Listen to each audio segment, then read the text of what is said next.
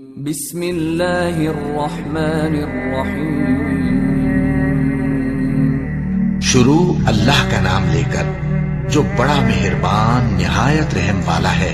سب تعریف اللہ ہی کو ہے جس نے اپنے محبوب بندے محمد صلی اللہ علیہ وآلہ وسلم پر یہ کتاب نازل کی اور اس میں کسی طرح کی کجی اور پیچیدگی نہ رکھی بلکہ سیدھی اور سلیس اتاری تاکہ لوگوں کو عذاب سخت سے جو اس کی طرف سے آنے والا ہے ڈرائے اور مومنوں کو جو نیک عمل کرتے ہیں خوشخبری سنائے کہ ان کے لیے ان کے کاموں کا نیک بدلہ یعنی بہشت ہے جس میں وہ ہمیشہ رہیں گے، اور ان لوگوں کو بھی ڈرائے جو کہتے ہیں کہ اللہ نے کسی کو بیٹا بنا لیا ہے۔ ان کو اس بات کا کچھ بھی علم نہیں اور نہ ان کے باپ دادا ہی کو تھا۔ یہ بڑی سخت بات ہے جو ان کے منہ سے نکلتی ہے، اور کچھ شک نہیں کہ یہ جو کچھ کہتے ہیں محض جھوٹ ہے۔ اے پیغمبر، اگر یہ اس کلام پر ایمان نہ لائیں تو شاید تم ان کے پیچھے رنج کر کر کے اپنے تئیں ہلاک کر دو گے۔ جو چیز زمین پر ہے ہم نے اس کو زمین کے لیے زینت بنایا ہے تاکہ لوگوں کی آزمائش کریں کہ ان میں کون اچھے عمل کرنے والا ہے، اور جو چیز زمین پر ہے ہم اس کو نابود کر کے بنجر میدان کر دیں گے۔ کیا تم خیال کرتے ہو کہ غار اور لوح والے ہماری نشانیوں میں سے عجیب تھے؟ جب وہ نوجوان غار میں جا رہے تو کہنے لگے کہ اے ہمارے پروردگار، ہم پر اپنے ہاں سے رحمت نازل فرما اور ہمارے کام میں درستی کے سامان مہیا کر۔ تو ہم نے غار میں کئی سال تک ان کے کانوں پر نیند کا پردہ ڈالے رکھا، یعنی ان کو سلائے رکھا، پھر ان کو جگہ اٹھایا تاکہ معلوم کریں کہ جتنی مدت وہ غار میں رہے دونوں جماعتوں میں سے اس کی مقدار کس کو خوب یاد ہے۔ ہم ان کے حالات تم سے صحیح صحیح بیان کرتے ہیں۔ وہ کئی نوجوان تھے جو اپنے پروردگار پر ایمان لائے تھے، اور ہم نے ان کو اور زیادہ ہدایت دی تھی اور ان کے دلوں کو مربوط یعنی مضبوط کر دیا۔ جب وہ اٹھ کھڑے ہوئے تو کہنے لگے کہ ہمارا پروردگار آسمانوں اور زمین کا مالک ہے، ہم اس کے سوا کسی کو معبود سمجھ کر نہ پکاریں گے۔ اگر ایسا کیا تو اس وقت ہم نے بے عقلی کی بات کی۔ ان ہماری قوم کے لوگوں نے اس کے سوا اور معبود بنا رکھے ہیں، بھلا یہ ان کے معبود ہونے پر کوئی کھلی دلیل کیوں نہیں لاتے؟ تو اس سے زیادہ کون ظالم ہے جو اللہ پر جھوٹ باندھے؟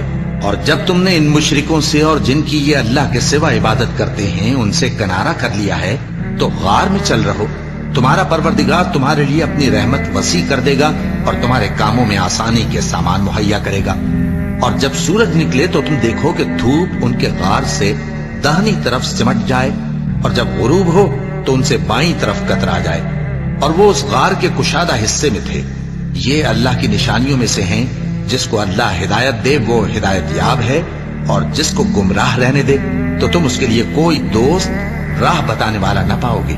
اور تم ان کے متعلق خیال کرو کہ وہ جاگ رہے ہیں حالانکہ وہ سوتے ہیں، اور ہم ان کو دائیں اور بائیں کروٹ بدلاتے تھے، اور ان کا کتا چوکھٹ پر دونوں ہاتھ پھیلائے ہوئے تھا۔ اگر تم ان کو جھانک کر دیکھتے تو پیٹ پھیر کر بھاگ جاتے اور ان سے دہشت میں آ جاتے۔ اور اسی طرح ہم نے ان کو اٹھایا تاکہ آپس میں ایک دوسرے سے دریافت کریں۔ ایک کہنے والے نے کہا کہ تم یہاں کتنی مدت رہے؟ انہوں نے کہا کہ 1 دن یا اس سے بھی کم۔ انہوں نے کہا کہ جتنی مدت تم رہے ہو تمہارا پروردگار ہی اس کو خوب جانتا ہے، تو اپنے میں سے کسی کو یہ روپیہ دے کر شہر بھیجو، وہ دیکھے کہ نفیس کھانا کون سا ہے تو اس میں سے کھانا لے آئے، اور احتیاط سے آئے جائے اور تمہارا حال کسی کو نہ بتائے۔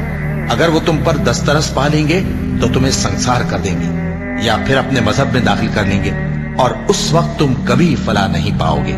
اور اسی طرح ہم نے لوگوں کو ان کے حال سے خبردار کر دیا تاکہ وہ جانیں کہ اللہ کا وعدہ سچا ہے، اور یہ کہ قیامت جس کا وعدہ کیا جاتا ہے اس میں کچھ شک نہیں۔ اس وقت لوگ ان کے بارے میں باہم جھگڑنے لگے اور کہنے لگے کہ ان کے غار پر عمارت بنا دو۔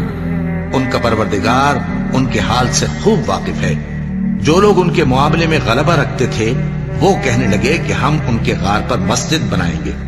بعض لوگ اٹکل پچو کہیں گے کہ وہ 3 تھے اور چوتھا ان کا کتا تھا، اور بعض کہیں گے کہ وہ 5 تھے اور چھٹا ان کا کتا تھا، اور بعض کہیں گے کہ وہ 7 تھے اور 8واں ان کا کتا تھا۔ کہہ دو کہ میرا پروردگار ہی ان کے شمار سے خوب واقف ہے، ان کو جانتے بھی ہیں تو تھوڑے ہی لوگ جانتے ہیں۔ تو تم ان کے معاملے میں بحث نہ کرنا مگر سرسری سی بحث، اور نہ ان کے بارے میں ان میں سے کسی سے کچھ دریافت ہی کرنا۔ اور کسی کام کی نسبت نہ کہنا کہ میں اسے کل کر دوں گا، مگر انشاءاللہ کہہ کر، یعنی اگر اللہ چاہے تو کر دوں گا۔ اور جب اللہ کا نام لینا بھول جاؤ تو یاد آنے پر لے لو، اور کہہ دو کہ امید ہے کہ میرا پروردگار مجھے اس سے بھی زیادہ ہدایت کی باتیں بتائے۔ اور اصحاب کہف اپنے غار میں 9 پر 300 سال رہے۔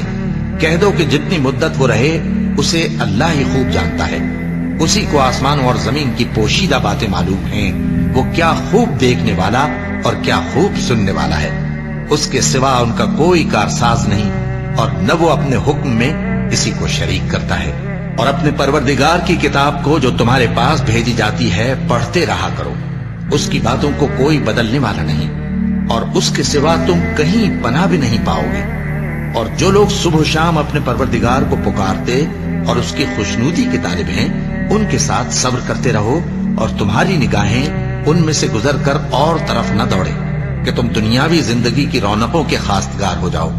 اور جس شخص کے دل کو ہم نے اپنی یاد سے غافل کر دیا ہے اور وہ اپنی خواہش کی پیروی کرتا ہے اور اس کا کام حد سے بڑھ گیا ہے، اس کا کہا نہ ماننا۔ اور کہہ دو کہ لوگو یہ قرآن تمہارے پروردگار کی طرف سے برحق ہے، تو جو چاہے ایمان لائے اور جو چاہے کافر رہے۔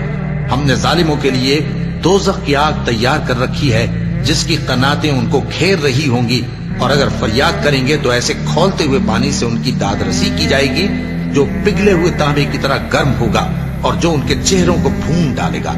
ان کے پینے کا پانی بھی برا اور آرام گاہ بھی بری۔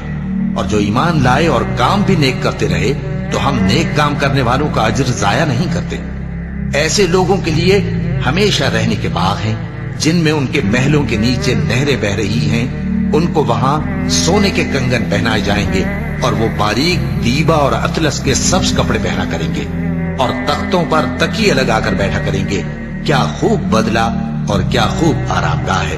اور ان سے 2 شخصوں کا حال بیان کرو جن میں سے ایک کو ہم نے انگور کے 2 باغ عنایت کیے تھے اور ان کے گردا گرد کھجوروں کے درخت لگا دیے تھے اور ان کے درمیان کھیتی پیدا کر دی تھی۔ دونوں باغ کثرت سے پھل لاتے اور اس کی پیداوار میں کسی طرح کی کمی نہ ہوتی، اور دونوں میں ہم نے ایک نہر بھی جاری کر رکھی تھی، اور اس طرح اس شخص کو ان کی پیداوار ملتی رہتی تھی۔ تو ایک دن جبکہ وہ اپنے دوست سے باتیں کر رہا تھا، کہنے لگا کہ میں تم سے مال و دولت میں بھی زیادہ ہوں اور جتھے اور جماعت کے لحاظ سے بھی زیادہ عزت والا ہوں۔ اور ایسی شیخیوں سے اپنے حق میں ظلم کرتا ہوا اپنے باغ میں داخل ہوا۔ کہنے لگا کہ میں نہیں خیال کرتا کہ یہ باغ کبھی تباہ ہو، اور نہ خیال کرتا ہوں کہ قیامت برپا ہو، اور اگر میں اپنے پروردگار کی طرف لوٹایا بھی جاؤں تو وہاں ضرور اس سے اچھی جگہ پاؤں گا۔ تو اس کا دوست جو اس سے گفتگو کر رہا تھا کہنے لگا کہ کیا تم اس ذات سے کفر کرتے ہو جس نے تم کو مٹی سے پیدا کیا، پھر نطفے سے، پھر تمہیں پورا آدمی بنایا؟ مگر میں تو یہ کہتا ہوں کہ اللہ ہی میرا پروردگار ہے، اور میں اپنے پروردگار کے ساتھ کسی کو شریک نہیں کرتا۔ اور جب تم اپنے باغ میں داخل ہوئے تو تم نے ماشاء اللہ لا قوت الا باللہ کیوں نہ کہا؟ اگر تم مجھے مال و اولاد میں اپنے سے کمتر دیکھتے ہو تو عجب نہیں کہ میرا پروردگار مجھے تمہارے باغ سے بہتر عطا فرمائے، اور تمہارے اس باغ پر آسمان سے آفت بھیج دے تو وہ صاف میدان ہو جائے، یا اس باغ کی نہر کا پانی گہرائی میں اتر جائے تو پھر تم اسے تلاش نہ کر سکو، اور اس کے میووں کو عذاب نے آ گھیرا اور وہ اپنی چھتریوں پر گر کر رہ گیا، تو جو مال اس نے اس پر خرچ کیا تھا اس پر حسرت سے ہاتھ ملنے لگا اور کہنے لگا کہ کاش میں اپنے پروردگار کے ساتھ کسی کو شریک نہ بناتا۔ اس وقت اللہ کے سوا کوئی جماعت اس کی مددگار نہ ہوئی اور نہ وہ بدلہ لے سکا۔ یہاں سے ثابت ہوا کہ حکومت سب اللہ کی ہے، جو معبود برحق ہے وہی بہترین ثواب عطا کرنے والا اور بہترین انجام لانے والا ہے۔ اور ان سے دنیا کی زندگی کی مثال بھی بیان کر دو کہ وہ ایسی ہے جیسے پانی جسے ہم نے آسمان سے برسایا تو اس کے ساتھ زمین کی پیداوار مل کر نکلی، پھر وہ چورا چورا ہو گئی کہ ہوائیں اسے اڑاتی پھرتی ہیں، اور اللہ تو ہر چیز پر قدرت رکھتا ہے۔ مال اور بیٹے تو دنیا کی زندگی کی رونق و زینت ہیں، اور نیکیاں جو باقی رہنے والی ہیں وہ ثواب کے لحاظ سے تمہارے پروردگار کے ہاں بہت اچھی اور امید کے لحاظ سے بہت بہتر ہے۔ اور جس دن ہم پہاڑوں کو چلائیں گے اور تم زمین کو صاف میدان دیکھو گے اور ان لوگوں کو ہم جمع کر لیں گے تو ان میں سے کسی کو بھی نہیں چھوڑیں گے اور سب تمہارے پروردگار کے سامنے صف باندھ کر لائے جائیں گے تو ہم ان سے کہیں گے کہ جس طرح ہم نے تم کو پہلی بار پیدا کیا تھا اسی طرح آج تم ہمارے سامنے آئے، لیکن تم نے تو یہ خیال کر رکھا تھا کہ ہم نے تمہارے لیے قیامت کا کوئی وقت مقرر ہی نہیں کیا، اور اعمال کی کتاب کھول کر رکھی جائے گی تو تم گناہگاروں کو دیکھو گے کہ جو کچھ اس میں لکھا ہوگا اس سے ڈر رہے ہوں گے اور کہیں گے ہائے شامت، یہ کیسی کتاب ہے کہ نہ چھوٹی بات کو چھوڑتی ہے نہ بڑی کو، کوئی بات بھی نہیں مگر اسے لکھ رکھا ہے، اور جو جو عمل کیے ہوں گے سب کو حاضر پائیں گے، اور تمہارا پروردگار کسی پر ظلم نہیں کرے گا۔ اور جب ہم نے فرشتوں کو حکم دیا کہ آدم کو سجدہ کرو تو سب نے سجدہ کیا مگر ابلیس نے نہ کیا، وہ جنات میں سے تھا تو اپنے پروردگار کے حکم سے باہر ہو گیا۔ کیا تم اس کو اور اس کی اولاد کو میرے سوا دوست بناتے ہو، حالانکہ وہ تمہارے دشمن ہیں، اور شیطان کی دوستی ظالموں کے لیے اللہ کی دوستی کا برا بدل ہے۔ میں نے ان کو نہ تو آسمانوں اور زمین کی پیدا کرنے کے وقت بلایا تھا اور نہ خود ان کے پیدا کرنے کے وقت، اور میں ایسا نہ تھا کہ گمراہ کرنے والوں کو مددگار بناتا۔ اور جس دن اللہ فرمائے گا کہ اب میرے شریکوں کو جن کی نسبت تم معبود ہونے کا گمان رکھتے تھے بلاؤ، تو وہ ان کو بلائیں گے مگر وہ ان کو کچھ جواب نہ دیں گے، اور ہم ان کے درمیان ہلاکت کی ایک جگہ بنا دیں گے، اور گناہگار لوگ دوزخ کو دیکھیں گے تو یقین کر لیں گے کہ وہ اس میں پڑنے والے ہیں اور اس سے بچنے کا کوئی راستہ نہ پائیں گے۔ اور ہم نے اس قرآن میں لوگوں کے سمجھانے کے لیے طرح طرح کی مثالیں بیان فرمائی ہیں، لیکن انسان سب چیزوں سے بڑھ کر جھگڑالو ہے، اور لوگوں کے پاس جب ہدایت آ گئی تو ان کو کس چیز نے منع کیا کہ ایمان لائیں اور اپنے پروردگار سے بخشش مانگیں، بجز اس کے کہ اس بات کے منتظر ہوں کہ انہیں بھی پہلوں کا سا معاملہ پیش آئے یا ان پر عذاب سامنے سے آ جائے۔ اور ہم جو پیغمبروں کو بھیجا کرتے ہیں تو صرف اس لیے کہ لوگوں کو اللہ کی نعمتوں کی خوشخبریاں سنائیں اور عذاب سے ڈرائیں، اور جو کافر ہیں وہ باطل کی مدد سے جھگڑا کرتے ہیں تاکہ اس سے حق کو پھسلا دیں، اور انہوں نے ہماری آیتوں کو اور جس چیز سے ان کو ڈرایا جاتا ہے اسے ہنسی بنا لیا ہے۔ اور اس سے بڑھ کر ظالم کون، جس کو اس کے پروردگار کی آیات کے ذریعے سمجھایا گیا تو اس نے ان سے منہ پھیر لیا، اور جو اعمال وہ آگے کر چکا اس کو بھول گیا۔ ہم نے ان کے دلوں پر پردے ڈال دیے کہ اسے سمجھ نہ سکیں، اور کانوں میں ثقل پیدا کر دیا ہے کہ سن نہ سکیں، اور اگر تم ان کو رستے کی طرف بلاؤ تو کبھی رستے پر نہ آئیں گے، اور تمہارا پروردگار بخشنے والا صاحب رحمت ہے۔ اگر وہ ان کے کرتوتوں پر ان کو پکڑنے لگے تو ان پر جھٹ عذاب بھیج دے، مگر ان کے لیے ایک وقت مقرر کر رکھا ہے کہ اس کے عذاب سے کوئی پناہ کی جگہ نہ پائیں گے۔ اور یہ بستیاں جو ویران پڑی ہیں، جب انہوں نے کفر کر کے ظلم کیا تو ہم نے ان کو تباہ کر دیا، اور ان کی تباہی کے لیے ایک وقت مقرر کر دیا تھا۔ اور جب موسیٰ نے اپنے شاگرد سے کہا کہ جب تک میں دو دریاؤں کے ملنے کی جگہ نہ پہنچ جاؤں ٹلنے کا نہیں، خاص صدیوں چلتا رہوں، پھر جب وہ دونوں ان دریاؤں کے سنگم پر پہنچے تو اپنی مچھلی بھول گئے، پھر اس مچھلی نے دریا میں سرنگ کی طرح اپنا راستہ بنا لیا۔ جب آگے چلے تو موسیٰ نے اپنے شاگرد سے کہا کہ ہمارا کھانا لاؤ، اس سفر سے ہم کو بہت تکان ہو گئی ہے۔ اس نے کہا کہ بھلا آپ نے دیکھا کہ جب ہم نے اس چٹان کے پاس آرام کیا تھا تو میں مچھلی وہیں بھول گیا، اور مجھے آپ سے اس کا ذکر کرنا شیطان نے بھلا دیا، اور اس مچھلی نے عجیب طرح سے دریا میں اپنا راستہ بنایا۔ موسیٰ نے کہا یہی تو وہ مقام ہے جسے ہم تلاش کرتے تھے، تو وہ اپنے پاؤں کے نشان دیکھتے دیکھتے لوٹ گئے۔ وہاں انہوں نے ہمارے بندوں میں سے ایک بندہ دیکھا جس کو ہم نے اپنے ہاں سے رحمت خاص سے نوازا تھا اور اپنے پاس سے ایک خاص علم بخشا تھا۔ موسیٰ نے ان سے جن کا نام خضر تھا کہا کہ جو علم اللہ کی طرف سے آپ کو سکھایا گیا ہے، اگر آپ اس میں سے مجھے کچھ بھلائی کی باتیں سکھائیں تو میں آپ کے ساتھ رہوں۔ خضر نے کہا کہ تم میرے ساتھ رہ کر صبر نہیں کر سکو گے، اور جس بات کی تمہیں خبر ہی نہیں اس پر صبر کر بھی کیسے سکتے ہو؟ موسیٰ نے کہا اللہ نے چاہا تو آپ مجھے صابر پائیے گا، اور میں آپ کے ارشاد کے خلاف نہیں کروں گا۔ خضر نے کہا اگر تم میرے ساتھ رہنا چاہو تو شرط یہ ہے مجھ سے کوئی بات نہ پوچھنا، जब तक मैं खुद उसका जिक्र तुमसे न करूं। तो दोनों चल पड़े। यहां तक कि जब कश्ती में सवार हुए तो खिज्र ने कश्ती को फाड़ डाला। मूसा ने कहा, क्या आपने इसको इसलिए फाड़ा है कि सवारों को गर्क कर दी? ये तो आपने बड़ी अजीब बात की। खिज्र ने कहा, क्या मैंने नहीं कहा था कि तुम मेरे साथ सब्र न कर सकोगे? मूसा ने कहा कि जो भूल मुझसे हुई उस पर मुआवजा न कीजिए और मेरे मामले में मुझ पर मुश्किल न डालिए। फिर दोनों चले। यहां तक कि रास्ते में एक लड़का मिला तो खिज्र ने उसे मार डाला। मूसा ने कहा कि आपने एक बेगुनाह शख्स को नाहक बगैर किसास के मार डाला। ये तो आपने बुरी बात की। खिज्र ने कहा, क्या मैंने नहीं कहा था कि तुमसे मेरे साथ सब्र नहीं हो सकेगा?